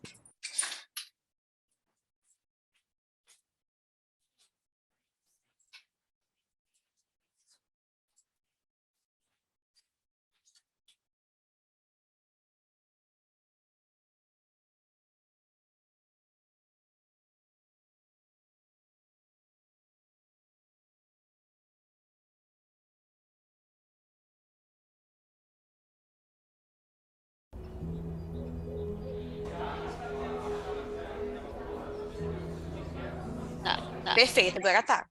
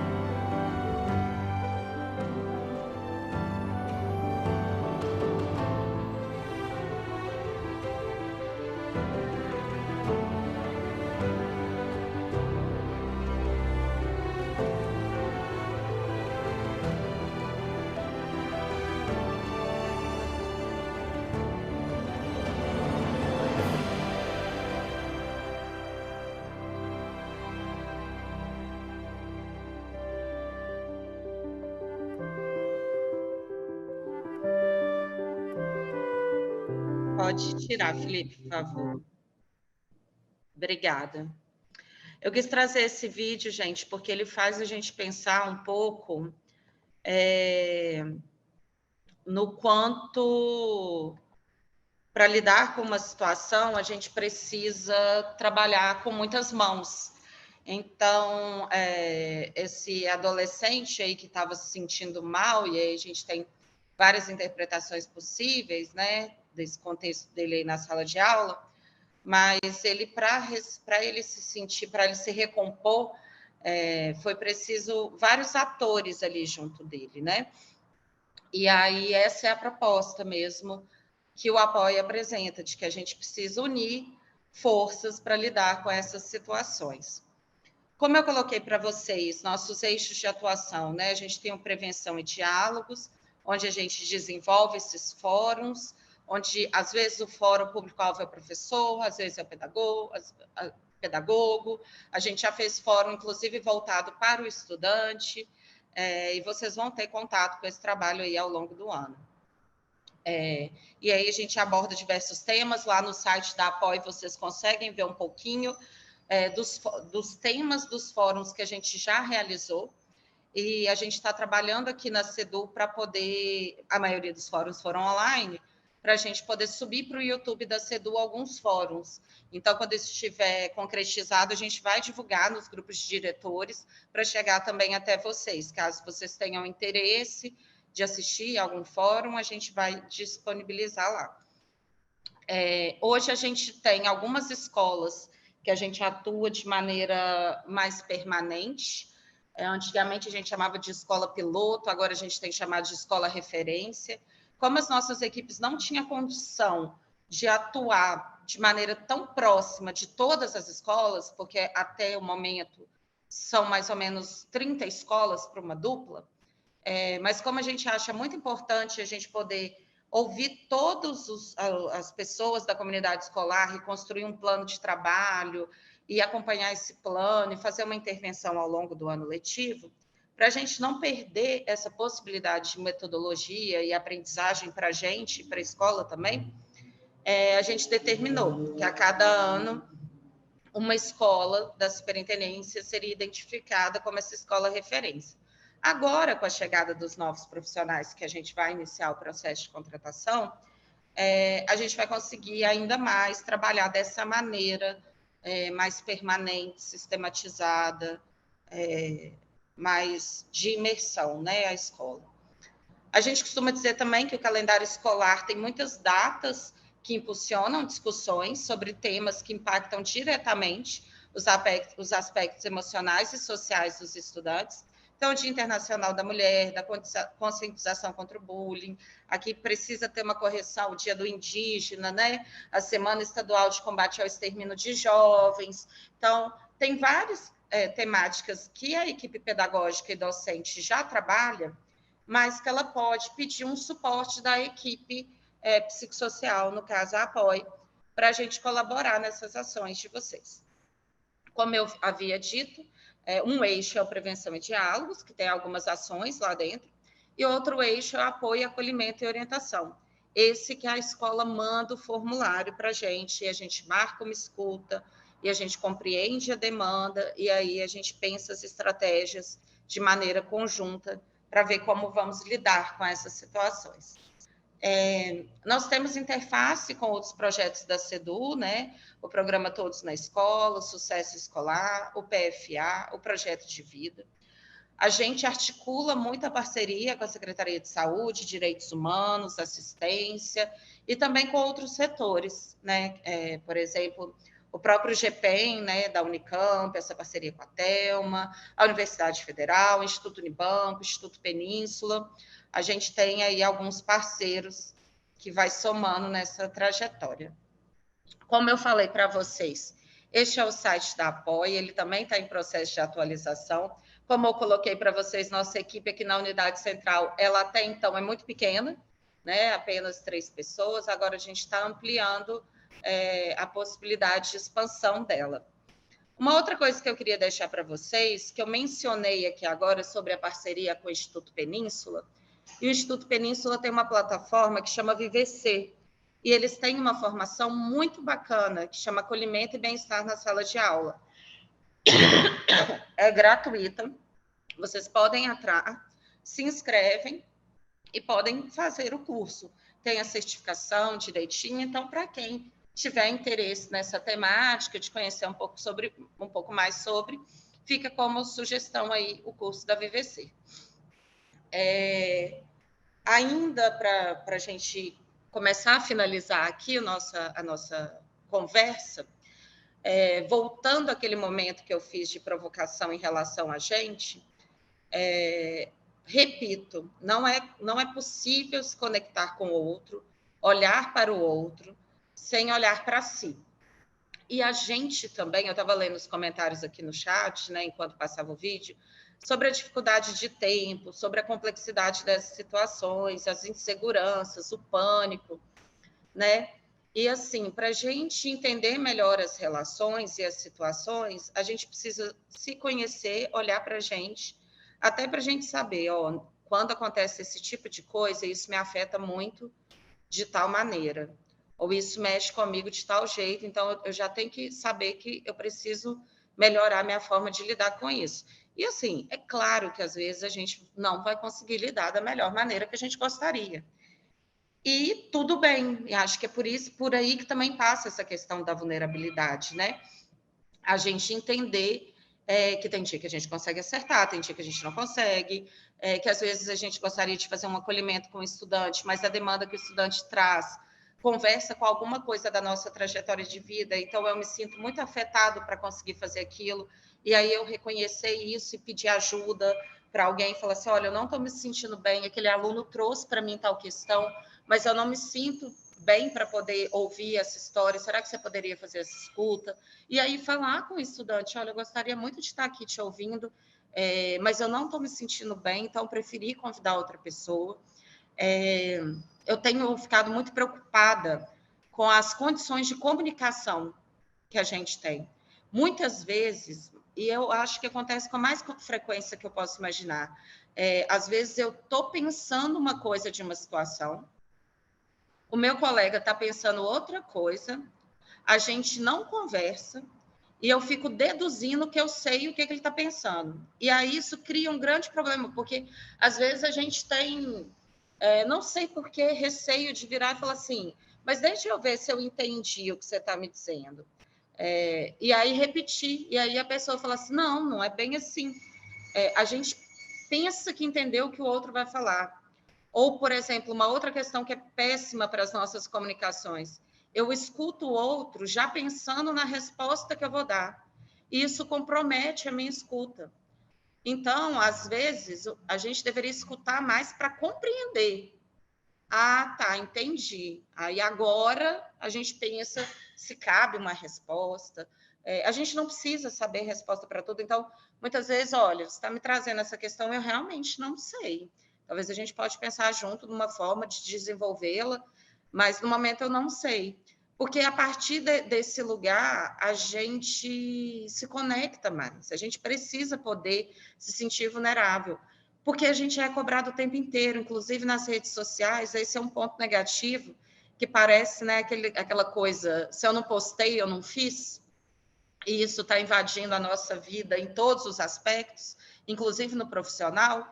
Então, assim, você tem que pensar na aula, você tem que pensar no projeto, talvez você tenha que postar sobre o seu trabalho, porque senão o seu trabalho não está sendo um sucesso. E, sabe, não é necessariamente assim, e a gente se permitir a não se cobrar tanto em relação a atender essas demandas que não cessam, né, do contexto social que a gente vive hoje, assim. E aí eu trouxe um vídeo que eu gosto muito, vou também mandar o link no chat aqui, que o Felipe passa para mim, peraí.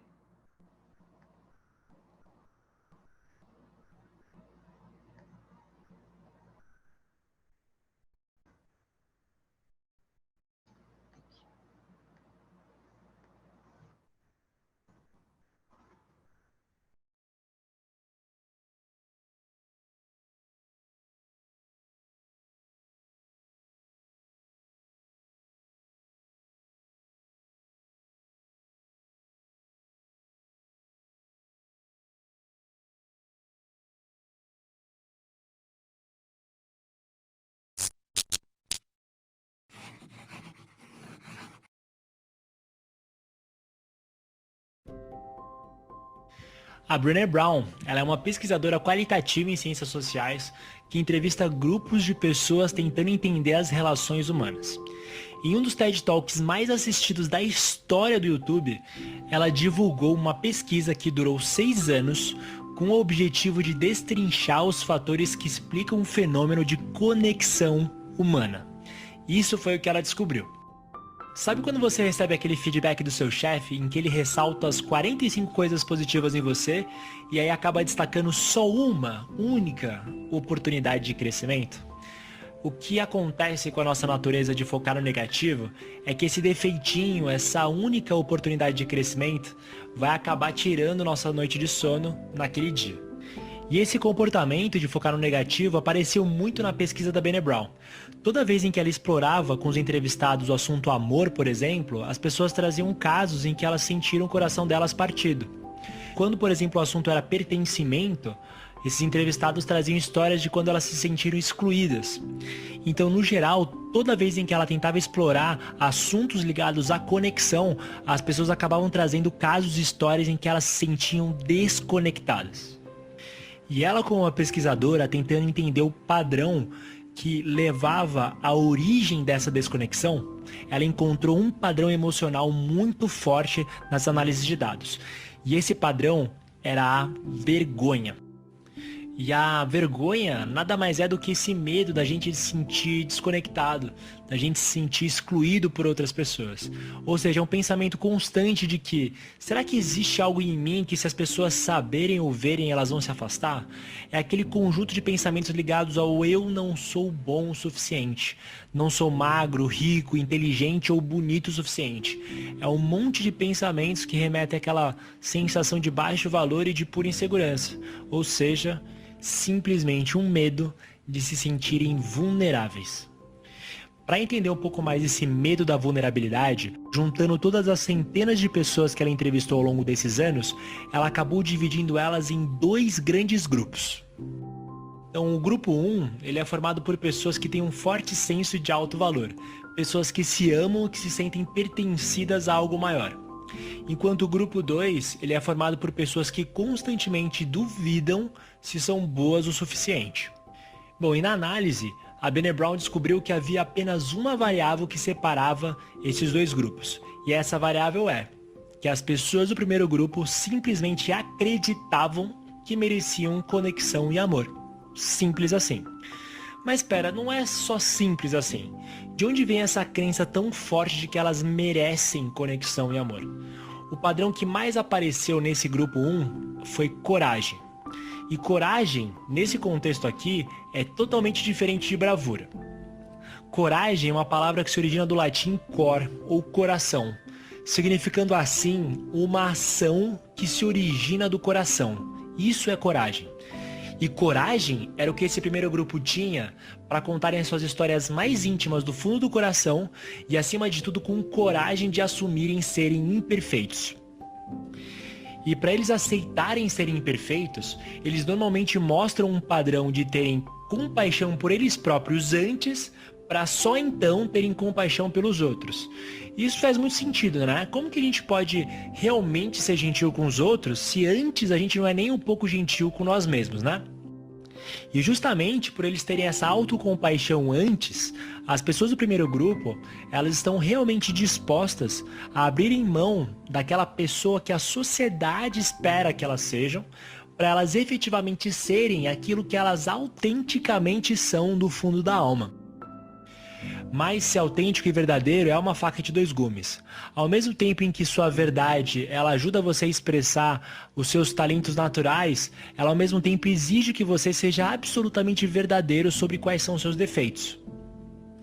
E isso significa muitas vezes você ter a humildade de reconhecer verdades difíceis, do tipo: sou egoísta, sou ciumento, sou carente, sozinho ou até mesmo arrogante. Aceitar essas verdades dói muito. E por isso, para que essas pessoas consigam se expressar da forma mais autêntica possível, tanto pro lado bom quanto pro lado ruim, abraçaram de cabeça a vulnerabilidade. Elas dizem que a vulnerabilidade é necessária para elas dizerem eu te amo primeiro, para fazerem coisas sem nenhuma garantia de retorno, de investir em um relacionamento que pode talvez não dar certo, ou de investir, por exemplo, horas e horas em um canal do YouTube sem saber se vai virar. Ou seja, abraçar a vulnerabilidade significa você abrir mão do controle e da previsibilidade de resultados. E olha, abrir mão disso tudo machuca. E largar o controle e abrir o coração para a vulnerabilidade dói tanto que, para a gente evitar sofrer nesse início, a gente acaba amortecendo, entorpecendo a nossa sensibilidade. Para a gente fugir dessas emoções que não nos agradam, que machucam, a gente acaba encontrando várias válvulas de escape.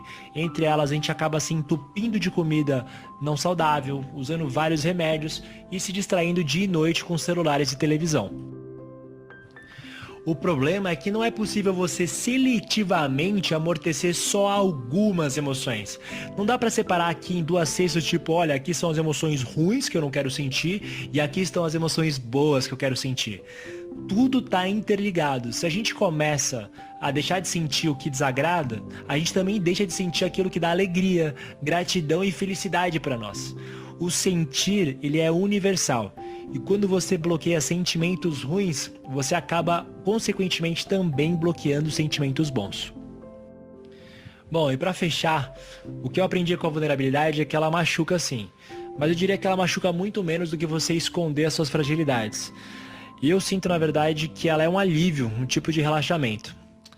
Só para te dar um exemplo, eu pessoalmente me considero uma pessoa tímida e introvertida. E às vezes para mim é difícil comparecer e conviver em alguns eventos sociais em que eu não tenho tanta intimidade com algumas pessoas que estão ali. E eu comecei a perceber que o meu desconforto nesses momentos era muito mais por eu julgar a minha timidez como sendo algo ruim e por todo o esforço que eu fazia para não mostrar a minha timidez para os outros. Ou seja, o desconforto vinha muito mais do meu esforço de esconder a timidez do que pela própria existência da timidez por si só. E justamente a partir do momento em que eu aceitei conviver com esse desconforto, desse meu julgamento, e conviver com a minha timidez e aceitar que eu sou tímido, grande parte desse desconforto começou a sumir quando eu assumi essa postura mais vulnerável. Por isso eu recomendo que você seja 100% quem você é agora. Não se julgue, não tente mudar quem você é. Apenas se ouça e procure entender de onde vem cada desconforto seu. Nessa aceitação de quem você é, no contato da verdade do seu ser, tudo vai acabar mudando no seu momento certo e naturalmente. Você vai sentir uma tonelada saindo das suas costas e, apesar de você sim estar mais exposto, você vai se sentir muito mais leve, verdadeiro e com uma energia muito mais fluida. E para mim, esse é o poder da vulnerabilidade.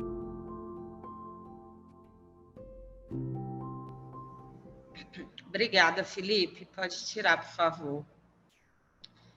É um vídeo que nos provoca, né, em algumas questões, e é aquele movimento que eu comentei com vocês, da importância da gente olhar para si. Inclusive, eu fico pensando, gente, é muito desafiador ser professor, eu imagino. Ficar numa sala com 30, 35, 40 pessoas não deve ser nem um pouco fácil. Mas eu tenho visto que, às vezes, a gente chega para os alunos sustentando um afastamento, né? Eu sou professor, você é o aluno, e eu vou dar minha matéria e você dá um jeito de aprender, tipo. E, assim, é claro que esses papéis eles têm que ser bem definidos, sim, mas o aluno ele fica muito feliz quando ele descobre que o professor também é gente. Tipo, vocês podem me dizer isso, mas tipo, nossa, professora, mas você vai no samba? Nossa, então, assim, é muito interessante como eles ficam encantados quando a gente deixa vazar um pedacinho da gente. E eu acho que deixar vazar esse pedacinho da gente cria conexão. É claro que a gente não vai se expor, a gente está ali a trabalho, né, necessariamente, mas faz parte das relações. E eu acho isso importante. E isso com os colegas também, não saber de tudo, tentar não ter o controle sobre tudo, né? Que a Valesca está trazendo, inclusive do Sérgio Lerdo no fim do trimestre. Respira, atualiza, lança tudo de novo. Realmente, a gente fica se pressionando demais. É claro que a gente tem compromissos, é claro que a gente tem que ter uma organização pessoal, mas, por exemplo, a questão do WhatsApp, né? Acho que na pandemia, para vocês que já trabalhavam como professores, deve ter sido uma coisa muito louca, né? Porque agora os alunos mandavam mensagem para o professor, não tinha hora mais, né? E assim, a gente precisa falar dessas coisas, mas a gente, às vezes, também se identifica muito com o lugar de que tem que responder todo mundo prontamente. A gente se identifica muito com o lugar de que eu não posso deixar o outro esperando um pouco. E isso, e aí eu estou falando uma perspectiva de cuidado de saúde emocional de vocês mesmo, assim, porque isso muitas vezes nos adoece, porque a gente não vai conseguir responder todo mundo o tempo inteiro. E assim, acho que vale uma reflexão de por que a gente demanda da gente isso. É não querer suportar que o outro vai falar assim, ai, Leonardo não me respondeu no tempo hábil, nossa, mas Valesca, enfim, a gente é ser humano, a gente não foi pensado para poder estar se comunicando com tanta gente ao mesmo tempo, como a tecnologia hoje nos impõe. Então, eu acho que para a gente ter, né, uma vida profissional um pouco menos angustiante, né, a gente precisa entender dos nossos limites. Olha, hoje eu não vou responder mais. Amanhã eu falo sobre isso e tal, ou sobre isso eu não sei. Acho que passa por um processo da gente poder se acolher, porque senão a gente não consegue acolher o outro, né? A gente não consegue trabalhar uma perspectiva de acolhimento direcionada para o estudante se eu não me sinto acolhido, se eu não me acolho, se eu não reconheço meus limites.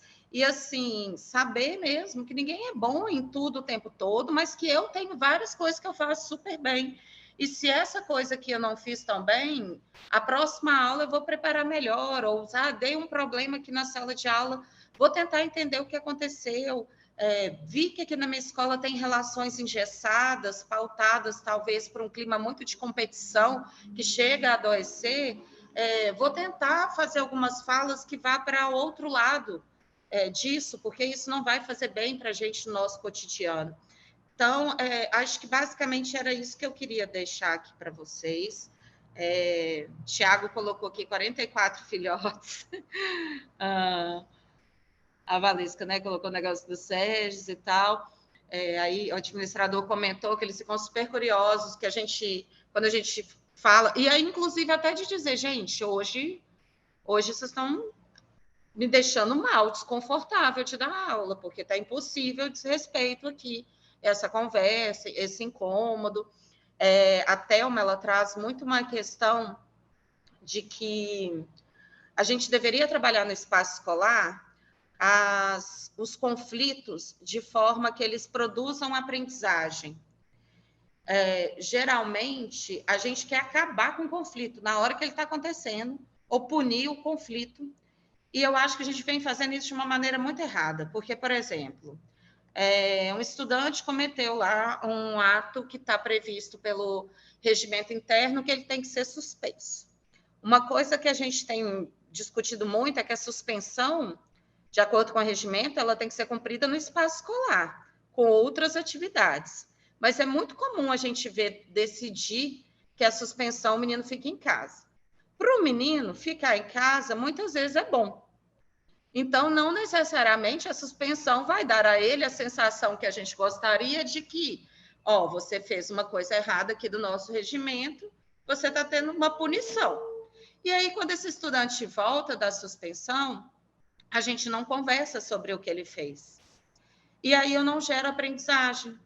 Então, eu tenho estudado e quero pensar muito como que a gente leva, através do apoio, e pensar junto com vocês, como que a gente começa a trabalhar os conflitos no espaço escolar para gerar aprendizagem também.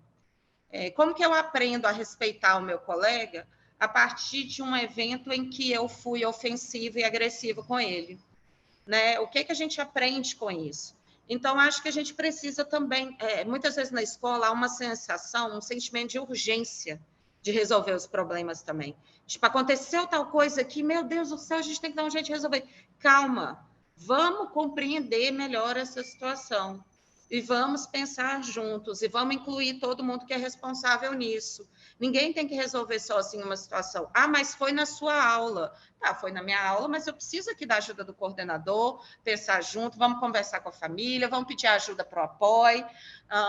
É muito difícil ter um problema no espaço escolar que necessariamente ele não possa esperar um pouquinho para ser resolvido. Então, às vezes, a nossa urgência nos atropela nas melhores estratégias que a gente poderia utilizar. Claro que quando envolver um risco, né, de morte, alguma coisa assim, a gente tem que acionar o SAMU, alguma questão assim. Mas muitas situações a gente precisa, inclusive, ouvir do aluno, tipo, por que você fez isso? O que você entender com esse estudante? Eu costumo dizer que, muitas vezes, a gente fala muito do estudante e pouco com o estudante. E quando a gente fala com o estudante, talvez a gente consiga responsabilizá-lo nessa perspectiva. Porque não quer dizer que eu estou falando com ele, que eu estou concordando com a contravenção, sei lá, com a questão que ele fez, mas é porque mesmo ele tendo errado, eu estou garantindo a ele o direito de ser escutado e que a gente possa, junto, construir, ressignificar o equívoco que ele cometeu. Às vezes a gente é muito intolerante, a gente é mais tolerante com os adultos, que teoricamente já estão mais evoluídos no seu processo de construção de subjetividade ao longo da vida, e mais intolerante com um adolescente, com uma criança que está em processo, e nós somos a referência, né? Claro que às vezes os estudantes, eles falam e fazem coisas absurdas, mas que a gente consiga respirar para poder fazer essa escuta, para poder demarcar os limites e para poder promover a aprendizagem, para poder promover essa evolução integral do aluno, que a gente tem tanto dito nos currículos e nas diretrizes da educação. Então, gente, era isso. Eu vou finalizando minha fala por aqui. Estou vendo aqui que a Amanda perguntou, as duplas já ficam, sim, na superintendência, a escola pode acionar. Francine está trazendo sobre o acolhimento que ela faz com os alunos, né?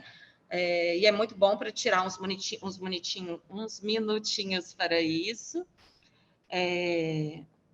Aí está colocando aqui, a Valesca, já identifiquei necessidade de ajuda psicológica para alunos, seria chefia imediata primeiramente? Isso, Valesca, leva para a sua pedagoga, para a diretora, que eles vão encaminhar para apoio, e aí geralmente primeiro a gente marca uma reunião com a família, entende com a estudante se ela já tem esse acompanhamento, tem todo um processo, mas fala com a sua pedagoga para encaminhar para apoio, por favor. Acho que a Paula vai ficar aqui para falar da atividade de hoje para vocês. Alguém da Rosa Maria Reis falou para ter uma formação por semana comigo, aqui me lembrou de tomar água, eu fui lá buscar água. Obrigada, viu? E aí, realmente, né, a Sônia está dizendo, né, que no espaço escolar tem muitos conflitos, e essa equipe vai, né, dar apoio e nos ajudar nesse contexto. Às vezes a gente não sabe qual atitude tomar, e ter esse profissional capacitado nessa área é importante. E é isso. Obrigada, gente, pelos elogios. Fico feliz de ter alcançado um pouco a expectativa de vocês. Espero encontrar com vocês em outros momentos. Só para deixar aqui por último, que eu acabei tirando o slide, mas deixar essa frase para vocês aqui, que eu gosto muito, do Guimarães Rosa, que as felicidades a gente se acha, né, em horinhas de descuido. Essa foto aí, a gente saiu quase todo mundo dormindo, mas foi com os estudantes da Primobit, na primeira semana de aula deste ano, que a gente faz questão realmente de estar muito próximo da escola, de estar muito junto. E essa foto é uma foto assim, que me remete a um trabalho muito difícil, porque nunca foi tão desafiador para mim atuar numa escola, como foi na Primobit, considerando tudo que aconteceu lá, mas que mesmo assim eu consegui sentar com os alunos lá nos puffs e bater um papo e rir um pouco e tirar uma foto. Então, que a gente possa criar no nosso espaço de trabalho essas horinhas de descuido para ser feliz, né? No cafezinho, num projeto, no happy hour, na comemoração que vocês podem organizar aí de terem passado no concurso. Eu deixo aqui meu e-mail institucional da SEDU, que é o PM Nascimento, o nosso e-mail do apoio e o telefone aqui da sala. O site do apoio é apoio.sedu.es.gov.br. E realmente desejar boas-vindas, falar para vocês que a gente fica muito feliz com a chegada de vocês na rede. Eu trabalhei 8 anos no RH, com concurso, processo seletivo aqui na SEDU, e eu adorava o dia de escolha de vaga, apesar de ser muito angustiante para quem está chegando, mas é porque eu ficava assim, cara, é muito importante esse momento da escolha de vaga. Eu vou estar ajudando uma pessoa a escolher o lugar que ela vai trabalhar por muito tempo aí, provavelmente. E para mim, assim, até hoje eu brinco com o pessoal lá do RH, quando for ter escolha de vaga de concurso, me chama, porque assim, fica numa loucura, né, que a gente não sabe se é perto da nossa casa, e aí, assim, eu me sentia muito importante de verdade, de poder ajudar vocês que estão chegando na rede, vocês que são fundamental para a rede acontecer. Então, eu queria mesmo parabenizar, desejar boa sorte, desejar que eu me encontre com vocês em outros momentos aí da atuação nossa na educação, tá bom? Obrigada, Paola. Um abraço, gente. Imagina, Priscila, muito obrigada a você. Novamente, obrigada por ter aceitado o nosso convite. Você foi extremamente elogiada aqui no nosso chat. Todo mundo gostou muito da sua apresentação. Lembrando que a apresentação da Priscila vai ficar gravada, assim como as outras. A gente disponibiliza um pouquinho depois, quando a gente finaliza aqui a nossa web. É o tempo de eu conseguir fazer o download da gravação. E aí eu disponibilizo lá na plataforma. Depois, quando o Hernani, que é o nosso designer, ele faz a edição, eu troco os links e coloco a edição que a gente sobe lá no YouTube, tá bom? Muito obrigada mesmo, Priscila. Gratidão aqui em nome do Cefop. Em relação à atividade, eu acho que Natália, foi você, Natália, que colocou que não tinha uma dúvida? Se puder colocar aqui, Natália. Foi você mesmo, Natália. Qual é a sua dúvida, Natália? Que aí a gente dá...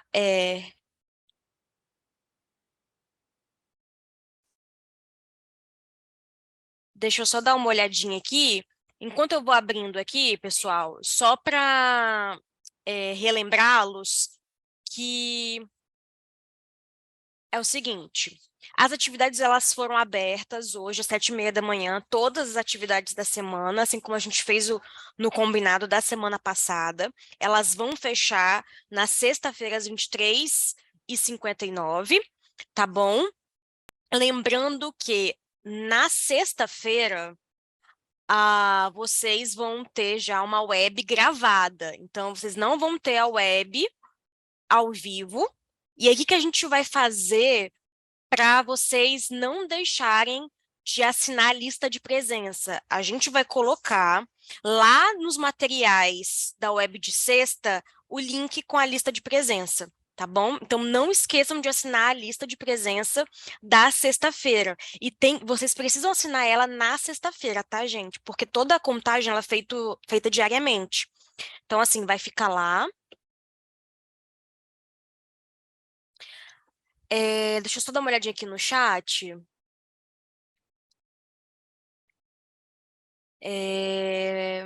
Natália estava perguntando sobre o modelo.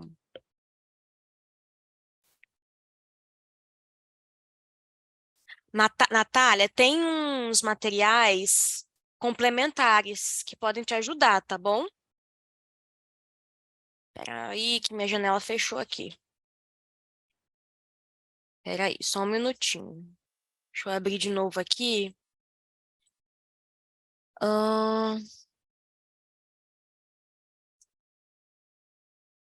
Isso, Sônia, exatamente. A atividade de acolhimento para as primeiras semanas de aula. No caso de vocês, não vai ter isso, né? Porque vocês já estão ingressando no decorrer do ano letivo, tá?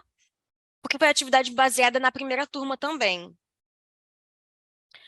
Com relação à frequência, quando vocês estiverem de atestado ou de abono, o que vocês precisam fazer?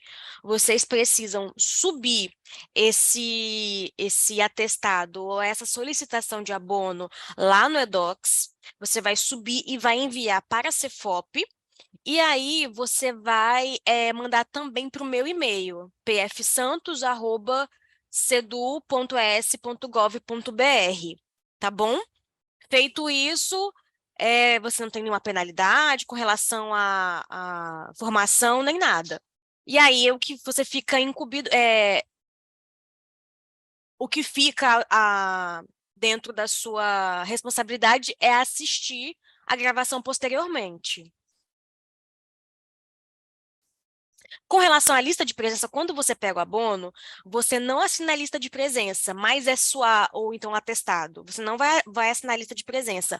Porém, como você vai ter me avisado e vai estar lá no eDocs, é como se essa falta fosse, de fato, abonada. Então, assim, a gente finge, né, que não ocorreu nada, assim, você é como se você estivesse presente, mas você não está presente de fato porque não assinou a lista, mas essa falta, ela é desconsiderada, então no final não conta essa falta, tá?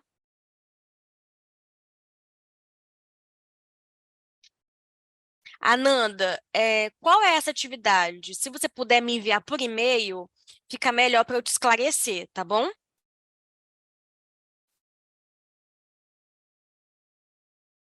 A Valesca falou que estava de atestado, mas assistiu e fez a formação. Ah, Valesca, então você fez atividade. Ó, como você estava de atestado, você não precisava, tá? Você poderia ter nos informado, tá bom? Mas já que você já fez, melhor ainda.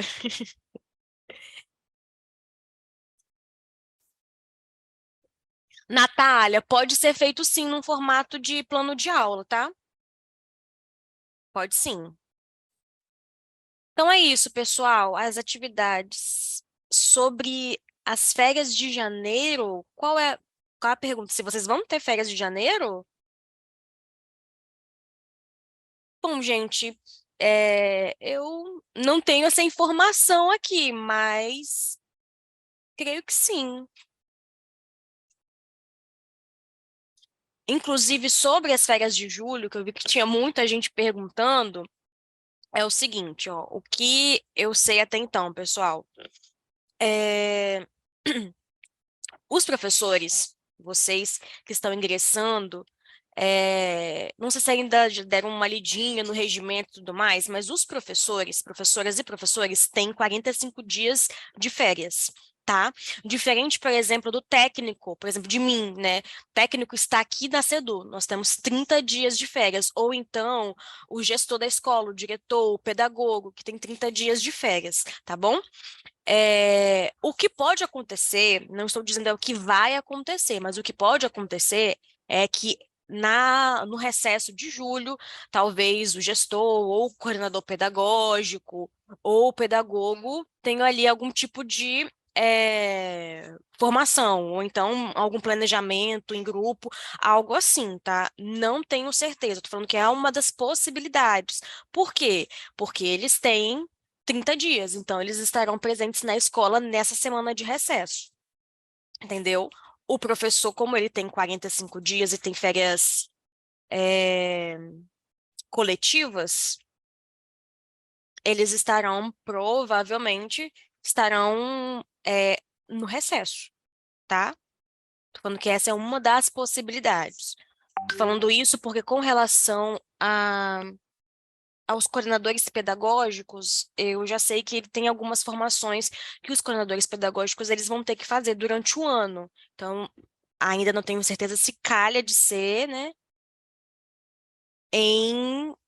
na semana do recesso em julho. É só um panorama para vocês terem, tá? Então tá bom, gente. É isso, qualquer informação que eu tiver a mais, eu deixo lá na plataforma e chega com um aviso para vocês, tá bom? Amanhã a gente está aqui de novo, às 8 horas. Vou até confirmar para ver qual é a formação de amanhã.